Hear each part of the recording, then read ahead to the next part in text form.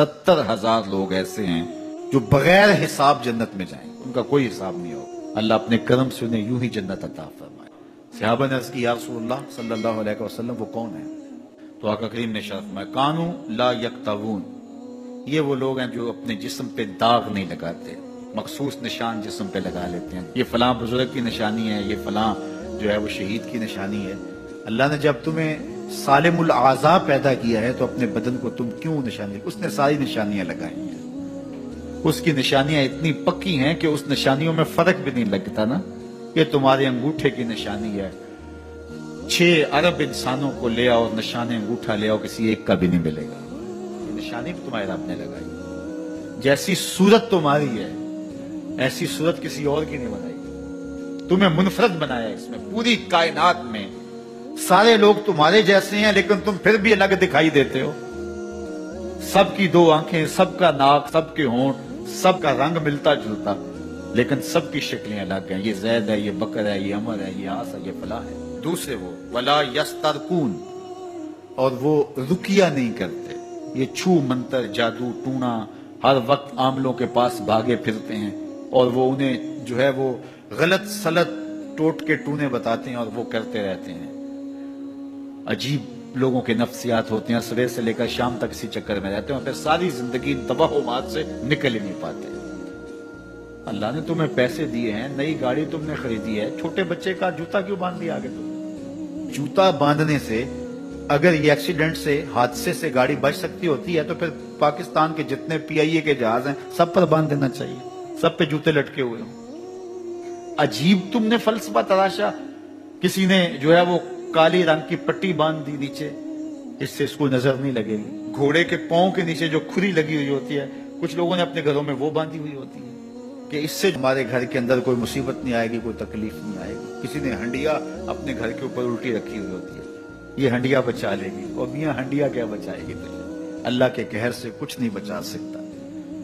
जब तुम्हारे ऊपर कोई मुसीबत नाजिल होनी है तो कुछ नहीं बचा सकता। अगर बचना चाहते हो तो फिर अल्लाह से इस्तिग़फ़ार करो, अल्लाह ताला की तस्बीह करो, अल्लाह की तहलील करो, मेरे हुजूर पे दरूद पढ़ो, फिर देखना कि मुसीबतें टलती हैं या नहीं टलती। तो ये खामखा के रुकिए, और ये आमिल लोग जो हैं इनका तो काम ही यही है। इनका काम चलता है लोग ज़ोफ़ुल इत्तिक़ादी में मुब्तला रहे और ये कह देते हैं कि आपके खानदान में एक मनहूस औरत है, ये उसका किया हुआ है, तो कोई ना कोई मनहूस तो पहले ही उन्होंने तय कर रखी होती है, फौरन से वहां जाके क्लिक हो जाता है। उसका नून से नाम शुरू होता है, उसका काफ से नाम शुरू होता है, उसका जीम से नाम शुरू होता है, तो पूरे खानदान में किसी का नाम काफ, नून या जीम से तो शुरू होता ही होगा। या दोस्तों में तो फौरन जहन जो है उधर मुंतकिल हो गया। अब ये बाबा जी ने बता दिया है, हाँ उसने ये बात की थी, कुछ बातें याद आने लगी, उस काफ से शुरू होने वाले नाम के साथ नफरत पैदा हो गई। इस बाबे ने नफरत का कारोबार किया। इसने तो 100 रुपए 200 रुपए ले लिए, लेकिन 2 इंसानों के अंदर नफरत डाल दी। इसका गिरेबान कल कयामत के दिन पकड़ा जाएगा। इन मलंगों के पास, इन ज़ोफ़ुल इत्तिक़ादी को फैलाने वालों के पास कभी ना जाओ। तुम्हें मुसीबत पड़ी है, तुम्हें लग रहा है कि शायद मेरे ऊपर जादू है, तो पढ़ो ना सूरा बकरा, जादू जड़ से उखड़ जाएगा। 40 दिन अपने घर में सूरा बकरा पढ़ो, बरकत होगी। कहते हैं मौलवी साहब 40 दिन तो नहीं पढ़ी जा सकती, 2.5 पारे, हमें कोई तावीज ही कर दे।